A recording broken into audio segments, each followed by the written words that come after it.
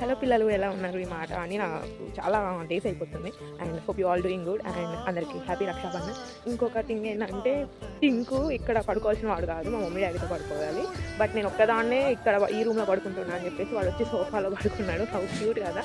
And చేస్తాను. And నా camera సరిగ్గా లేదు, అందుకే కొంచెం వీడియో ఇలా ఉంది.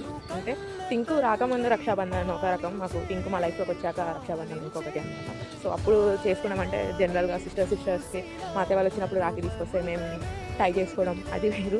అండ్ ఒక ప్రాపర్ రాఖీ అనేది వాడు వచ్చినప్పుడే మేము మా 4 మెంబర్స్ సిస్టర్ సెలబ్రేట్ చేసుకునేవాళ్ళం.